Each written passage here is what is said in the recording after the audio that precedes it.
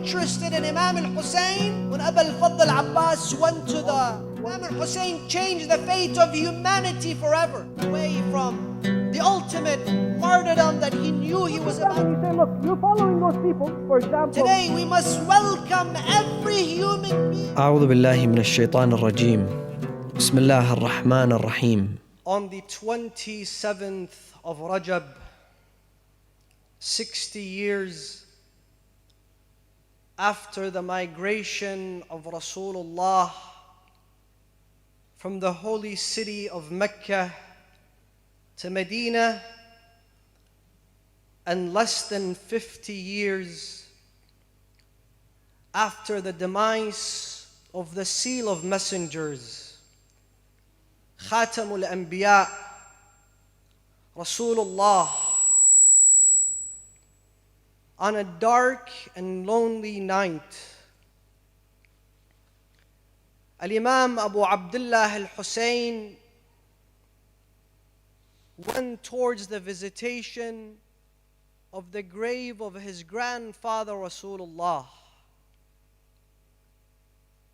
accompanied by some of his family members, some men from Bani Hashim.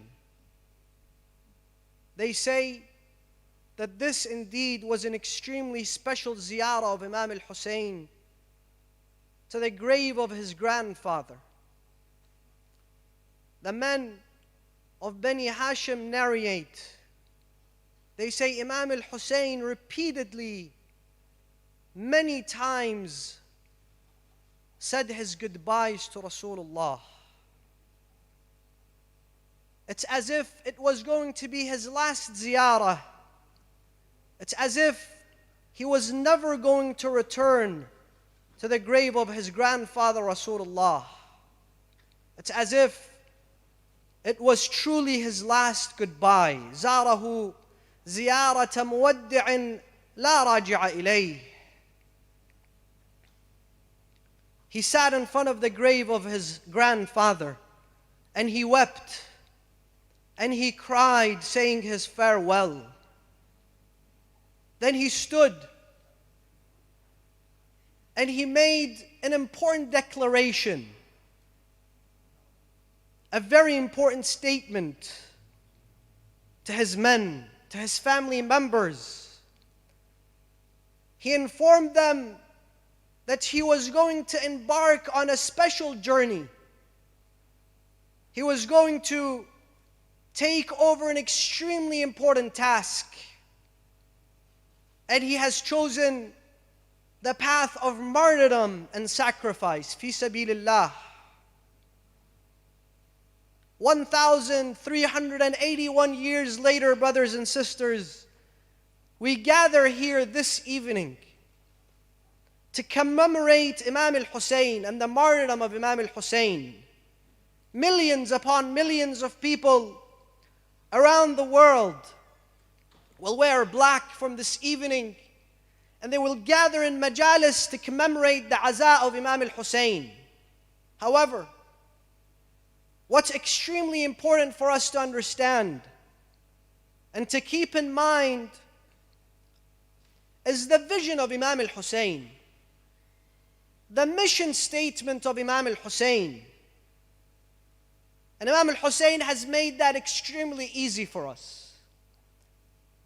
That same evening, when he left the city of Medina, he was encountered by his brother Muhammad ibn al-Hanafiyyah. Muhammad told him, Ya Abu Abdullah, our beloved, you are the reminder of Rasulullah amongst us. Please do not leave the city of Medina.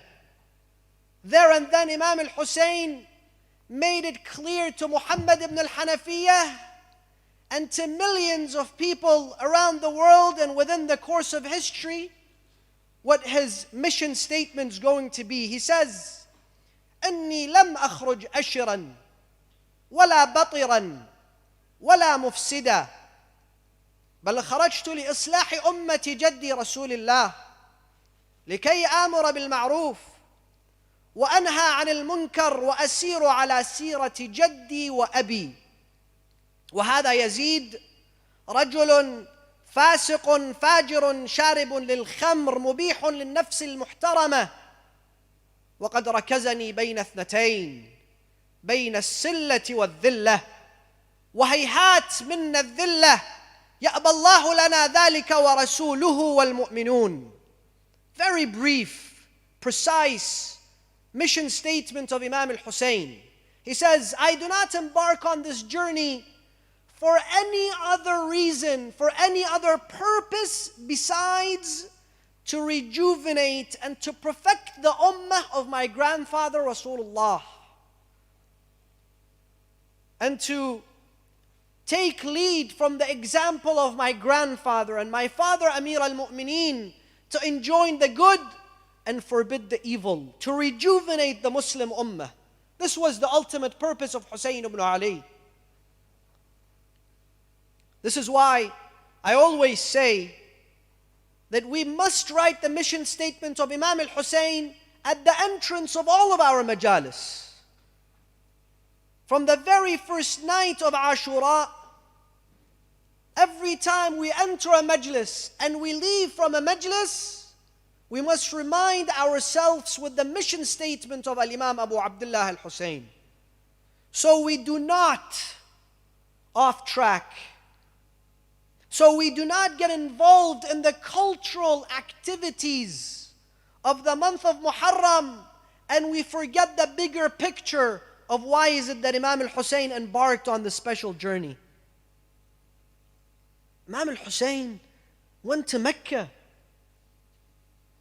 He tried to rejuvenate the Muslim ummah while Hajj. He spoke to them. He gave sermons every single day. And listen to this. On the day that everyone was about to wear their ihram and begin the pilgrimage of Hajj, Imam al-Hussein and his few companions and his family left the city of Mecca. Many people say Imam al-Hussein felt unsafe. Imam al-Hussein was not a coward. Imam al-Hussein was not running away from a battlefield. Imam al-Hussein was not going away from the ultimate martyrdom that he knew he was about to achieve. No. So why is it that Imam al-Hussein didn't wait to perform Hajj? He could have just waited for another 3-4 days. Isn't Hajj one of the most important acts of worship in the religion of Islam? Why is it that Al-Imam al-Hussein leaves Hajj with his companions and his family? Imam al-Hussein, brothers and sisters, realized Hajj has only become a ritual. It's a cultural practice. There is no spirit of Islam in that Hajj. If he speaks to those people, then they are dead. They're not being moved. Then what is the point of Hajj? What is the point of the acts of worship? Therefore, Imam al-Hussein went on to a much more important journey than just performing a cultural Hajj. Imam al-Hussein knew he had a much greater task than just being part of a crowd. Let's ask ourselves, are we just being part of a crowd? Are we here because it's a cultural activity? Imam al-Hussein went on the journey of change. If we attend a single majlis of Imam al-Hussein, a single sermon, and we don't feel the urge to change, to want to become better people, if we attend majalis years in, years out, 10 years, 20 years, 30 years, 40 years, 50 years, but yet we do not become the ambassadors of Islam, we cannot defend the Holy Quran, we cannot stand in defense of Rasulullah and the immaculate progeny, then guess what? We have failed. And the majalis that we've attended, they have failed. We shouldn't call ourselves as part of the alliance of Imam al-Hussein, the allies of Imam al-Hussein, the companions of Imam al-Hussein. We're just merely people that are standing there and watching. Imam al-Hussein is not looking for a big crowd, trust me. Imam al-Hussein is not looking for numbers. Imam al-Hussein is looking for quality. If Imam al-Hussein was looking for numbers, he would never have left the city of Medina. He would have performed Hajj and went back to Medina, and he would have had truce with Yazid. Imam al-Hussein was looking for a few men that are going to change the world forever. And Imam al-Hussein changed the fate of Islam forever. Imam al-Hussein changed the fate of humanity forever with a few men. And tonight, at the very first lecture, I would like to touch upon an extremely important topic. A topic that needs the spirit of Imam al-Hussein and needs the spirit of the companions of Imam al-Hussein. Those who are willing to give everything they possibly have for the sake of that ultimate purpose. I am here to address the following question. Are the majalis of Imam al-Hussein bringing about that change that our community needs? Is the minbar of Imam al-Hussein serving our community the way it should? When you attend a majlis, when you attend Ashura for 10 days and you leave, do you feel that you've now become closer to the Quran, closer to your religion, closer to Allah, closer to the message of Hussein?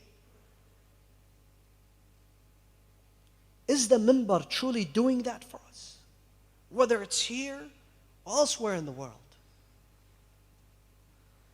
And I tell you sometimes, some of the majalis and some of the gatherings of Imam al-Hussein go directly against the teachings and the principles of Hussein.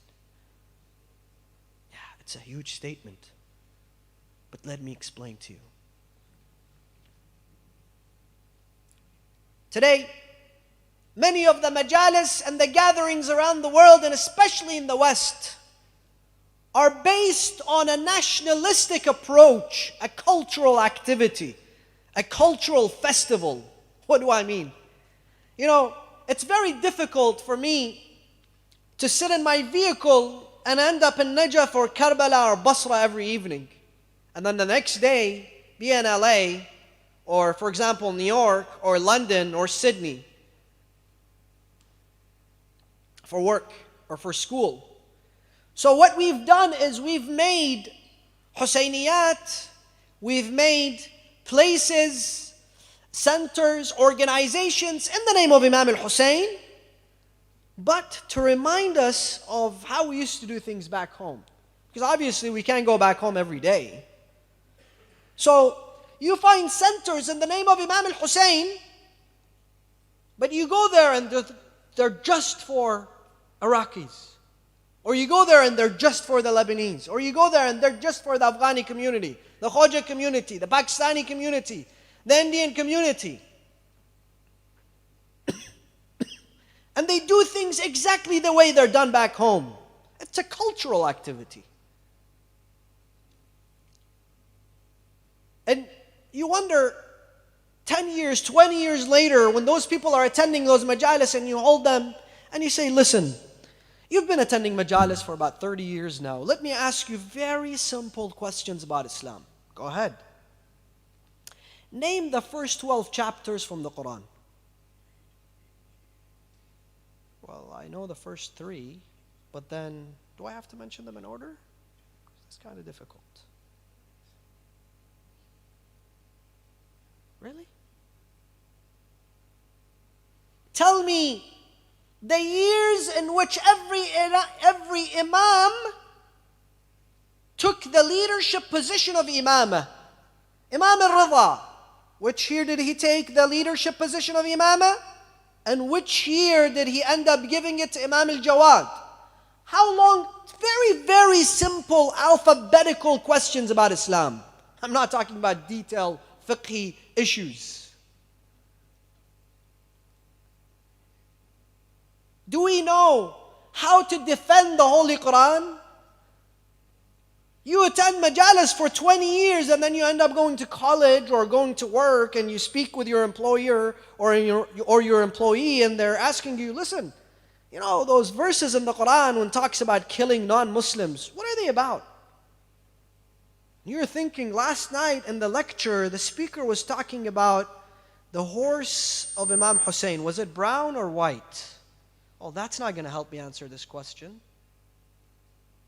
Or, for example, I learned the details of the battle when Abu al-Fadl Abbas went to the Euphrates until he came back. I know how to say that backwards 50 times. I've memorized it. But guess what? When it comes to, for example, discussing issues revolving the Quran or chapter 9 from the Holy Quran, Surah Al-Tawbah, where Allah subhanahu wa ta'ala speaks of the Muslim, non-Muslim relationships, I'm lost. I'm clueless. They'll bring hadiths from Muslim books, right? And they'll put it in front of us and they'll say, can you explain this hadith for me? How is it that your Prophet of Islam married a 9-year-old, for example? And you say, well, that's not true. Then they'll hit you up with a hadith right there. Not 1, not 2, 10 hadiths, 20 hadiths. And you're thinking, well, those things were never really discussed in the lectures I attend.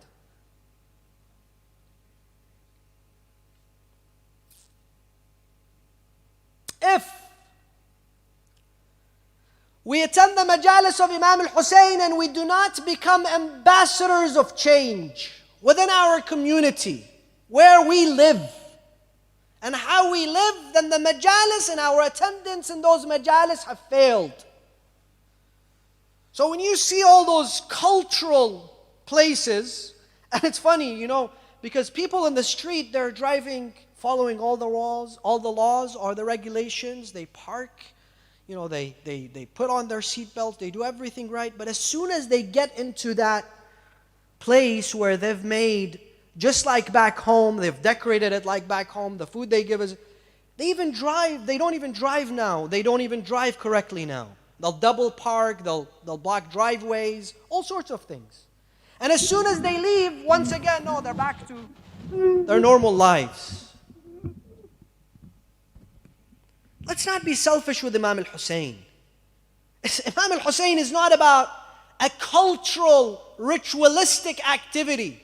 Imam al-Hussein is much bigger than that. And the message and the role of Imam al-Hussein within our community must be much bigger than that.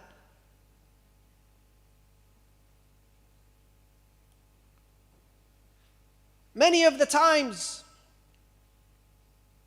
you find people discriminating against one another in the majalis of Imam al-Hussein. Once again, that directly contradicts the teachings of Al-Imam Abu Abdullah. Look at the camp of Imam al-Hussein. Multicultural,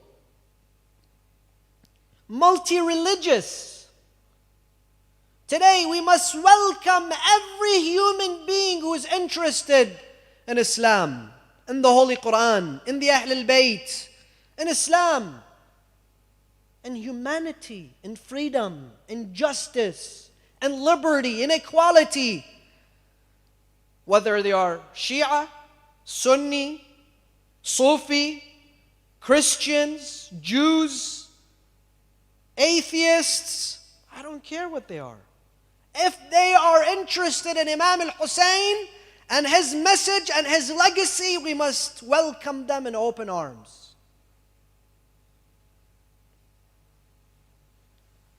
This is why I would like to discuss this very crucial topic in the following 3 steps. Number 1, the content of our majalis. Number 2, the disconnect of our community with the religious institution. And number 3, misinterpreting the role of scholars within our community. I find those 3 elements, brothers and sisters, extremely crucial for the survival of the majalis of Imam al-Hussein, especially in the West. And I find those elements extremely crucial for the survival of Shiism in the West. If we don't wake up, and if we don't change our ways, the whole madhab is in jeopardy. And Imam al-Hussein, like I said, brothers and sisters, is that master of change. He is the last hope of change. Go and study the situation of the Muslims at that period. The period of the uprising of Imam al-Hussein and prior to that. You know, it wasn't just an overnight decision where Imam al-Hussein says, you know what, I'm going to go and just become a martyr. No. It was a 20-year process that led Imam al-Hussein to Karbala. Go and read history. Some of the khulafa, the so-called caliphs of the Muslims, they would pray Salat al-Jumu'ah, the Friday prayers, not on Friday, but on Wednesday. This is not a joke. They would pray Salat al-Jumu'ah on Wednesday. Well, that's not a big deal. Some of the so-called Khalifa, they would sit and deliver the khutbah. The Friday prayers, you know, you have to be standing, obviously. So they would sit and deliver the khutbah. Why? Because of obesity. Extreme obesity. He was so infatuated with food that he could not stand and deliver the khutbah. And it's funny, because some of those individuals and some of those characters, you literally cannot mention their name. They're so sanctified and they're so holy to some people. And you look at them and you say, look, you're following those people. For example, amongst them is Muawiyah ibn Abi Sufyan, who took the Khilafah away from Imam al-Hasan and became the 5th or 6th Khalifa. Right? And you would think that those people who follow Muawiyah, they actually know what his biography was like. What kind of person he was. Muawiyah, out of obesity, sat on the minbar and delivered Salat al-Jumu'ah. Not only that, he prayed it on Wednesday. More importantly, you know those people, they have a long beard, you know, up to their belly buttons. And you're thinking, do you know what Muawiyah's beard looked like? He used to plug his beard every single day. They have these short dresses, you know, the mini skirts. And you say, why are you wearing that? He says, well, this is the sunnah of Rasulullah. Rasulullah never told you to wear a mini skirt.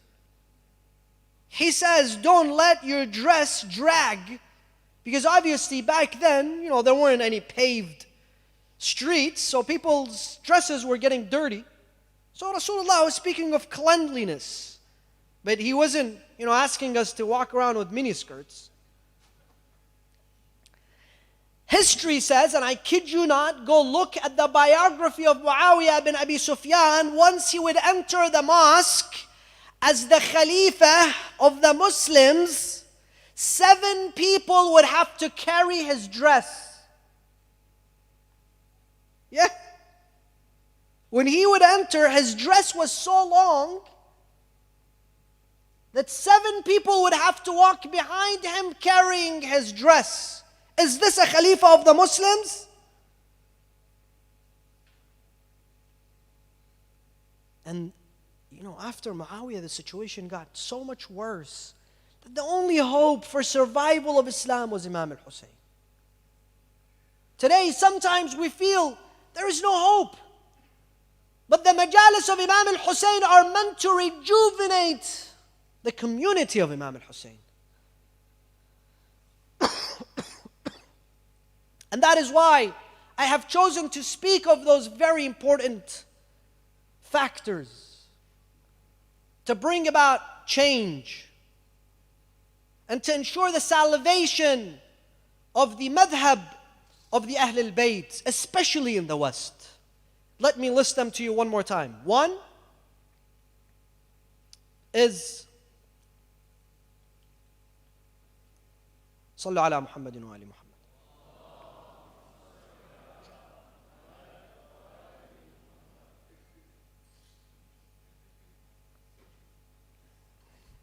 الثاني على حب الحسن والحسين.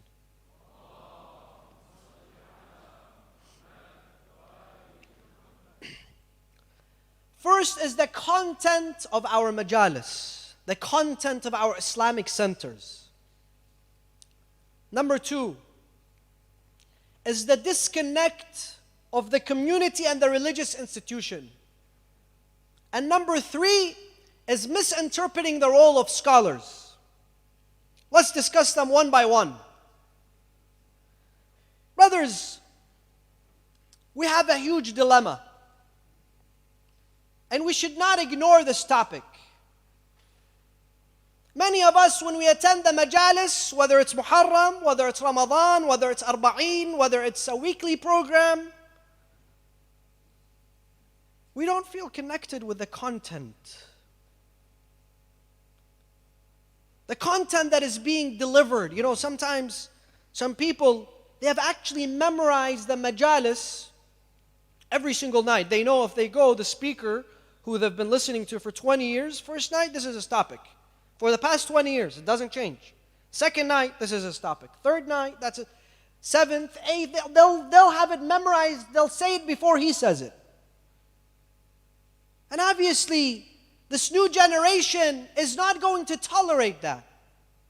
And that's the truth.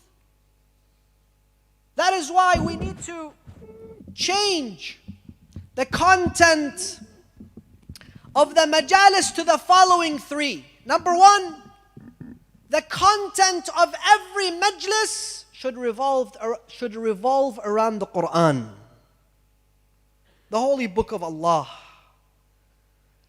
The majalis should create a relationship between us and the Holy Quran. You know, Amir al-Mu'mineen describes the believers. And he describes their relationship with the Holy Quran to a point that he says, every evening, instead of those mu'mineen sleeping and enjoying the comfort of their beds, what happens? أما الليل فصافون أقدامهم. They stand. يرتلون أجزاء القرآن ترتيلا. They recite sections from the Quran. فإذا مروا بآية فيها تخويف أصغوا إليها مسامع قلوبهم. وإذا مروا بآية فيها تشويق أصغوا إليها مسامع قلوبهم فهم والنار كمن رآها وهم والجنة كمن رآها صبروا أياما قليلة أتبعتهم راحة طويلة. Look at this statement by Amir al-Mu'mineen. He says, you want to know the relationship of a mu'min with the Quran? At night, they stand firmly reciting the Holy Quran in a beautiful melody. And if they reach an ayah that speaks of the wrath of Allah, they give fear to themselves from it. So it's as if they have seen the hellfire, not with their eyes, but with their souls. And when they reach an ayah that speaks of the bounties and the mercy of Allah, it's as if they witness it. It's as if they've seen paradise with their souls. The majalis are meant to contain the teachings of the Quran, brothers and sisters, not fictitious tales and stories and dreams and entertainment. Number two, the majalis should speak of logic. Don't sit here telling me illogical things that are not based on reason or rationale. Islam is a religion based on reason and intellect.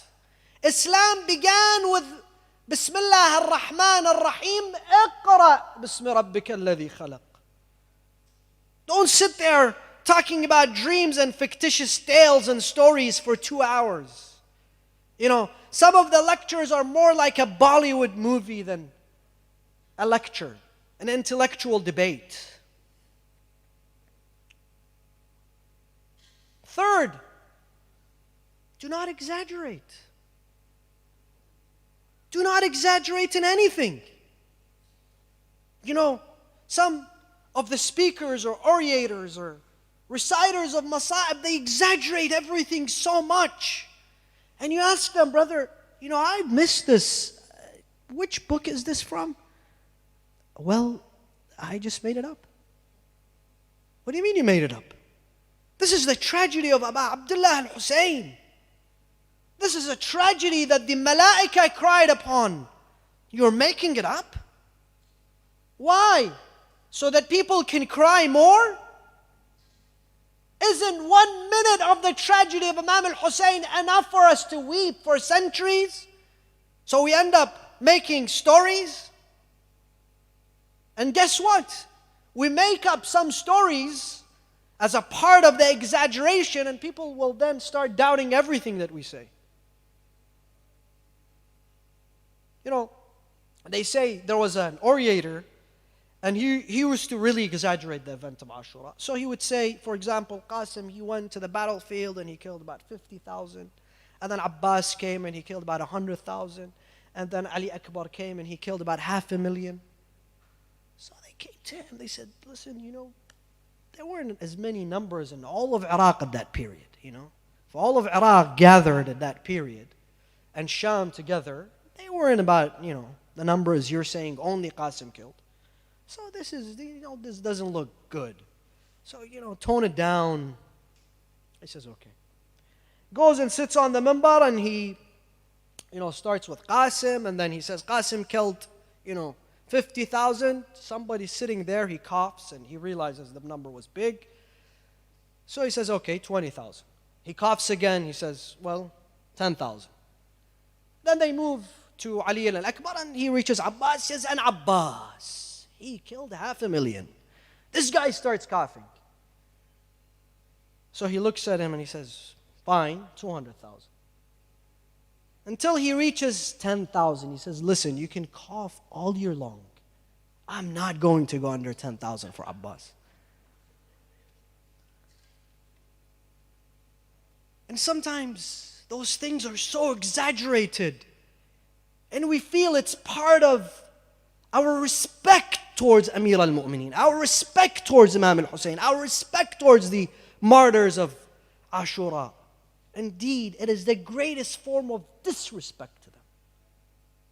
Imam al-Hussein was the one that stood in front of all the enemies. And he says, I am the son of Ali ibn Abi Talib. If all the Arabs stand in front of me and they draw their swords to fight me, I will not run away from them. That is bravery.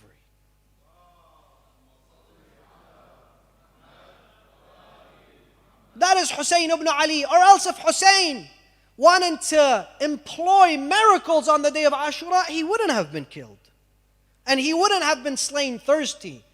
The miracle of Imam al-Hussein is today, when millions upon millions of people after his martyrdom walk to his grave and they pay their respect to him. That is the miracle of Hussein. So, we must make our content a content that is relevant. A content that speaks of the problems of people today, addresses their issues and concerns on daily basis. Not a content that belongs to 200 years ago. Number two, I would like to address the issue of the disconnect between our community and the religious institution. Sayyid, what do you mean the religious institution? Do you mean the Husayniyah? Do you mean the masjid? Do you mean the hawza? Do you mean the marji'iyah? Do you mean the wakil of the marji'iyah? Yes, I do. All the above. Every single one. There is a disconnect. People in the community today, whether we like it or we don't, whenever they sit in circles, especially religious people, they criticize the religious institution. And we are giving deaf ears to their criticism. Saying, what do they know? They're just chasing their businesses and going about their lives. What do they know? Especially the youth. What do the youth know about the religious institution? We don't need to listen to them. And the religious institution is subject to a lot of criticism. And that's just been the case. Look at religious people in the Christian religion. When they sit, that's what it is. It's Chinese whispers of criticizing their church. Catholics, same thing. Jews, the same thing. Buddhists, the same thing. Hindus, the same thing. But I'm not concerned about them. I am concerned about my own community. Every time we sit, especially religious people, Sahrat in the month of Ramadan, month of Muharram, over Argila, the very first topic, the easiest topic, the sweetest topic of the majalis, Shukhayyah. And the criticism of the religious institution begins. It should not fall on deaf ears. One of the most important and critical issues is the fact that people are now used to democracies. Being part of a democracy, being part of a system. Today, you can vote on literally everything in your society, whether it's the city council, or your mayor, or your member of Congress, or your president, and everyone else that represents you. However, the religious institution is stuck in a monarchy. We're not part of the system. While every believer, every mu'min and mu'mina must be part of that religious institution, must be able to voice their opinion, and their opinion must be respected and it must be heard. This is the teaching of Amir al-Mu'mineen. This is what Imam al-Hussein was trying to achieve.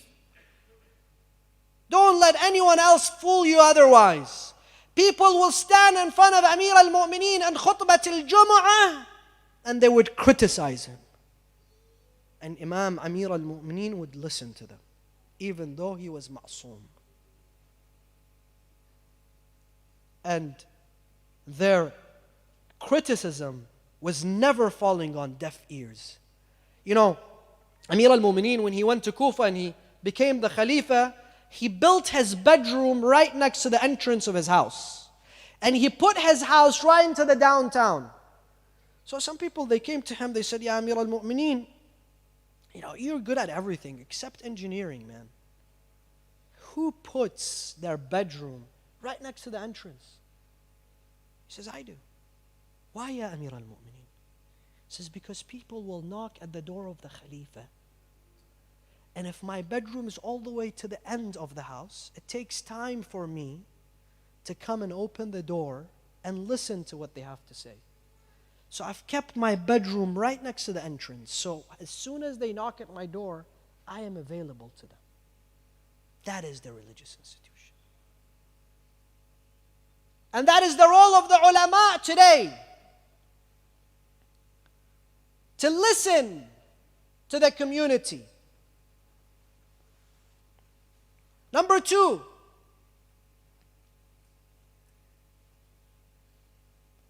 many of the community members, especially in the West, have a great complaint. What is their complaint? Is it a valid complaint? Well, let's hear it. The religious institution does not understand our concerns. It doesn't understand our needs. It's not giving us solutions. Instead, the religious institution is giving us Risala al-Amaliyah. You know, the book of laws. There is about 12,000, 14,000, 16,000 laws in that book. It's a very thick book. I'm sure you've all come across it. And then you want to learn about Salah, for example. So there are about 1,200 laws concerning Salah. Well, guess what? It's going to take 3 years for you to read them. And let's say you read them. Do people understand them? You know, I've seen people, they say, Sayyid, I understand Arabic. I read magazines, I read books.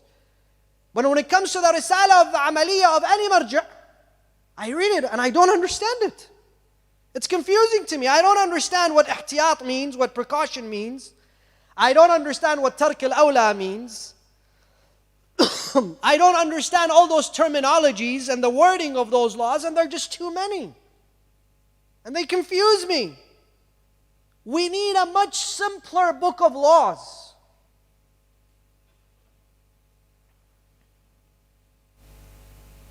And that, indeed, is an extremely valid concern.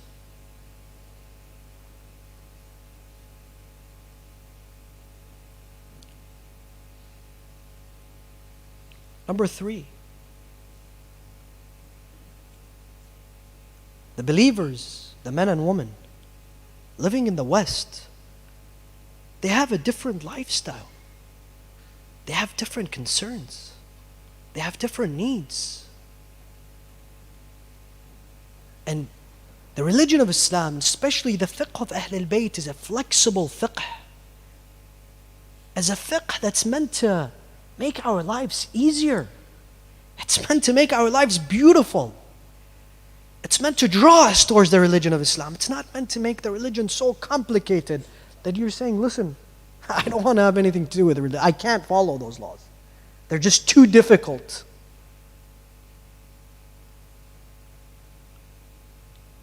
And number 3, the third point that I'd like to discuss is misinterpreting the role of scholars. Listen to me. I want to have an extremely honest discussion with you now. We sometimes misinterpret the role of scholars. What do I mean? We believe scholars are meant to be imports. Imports from Iraq, Najaf, Qom. People who are old, gray hair, white beards, that are holy, that are spiritual.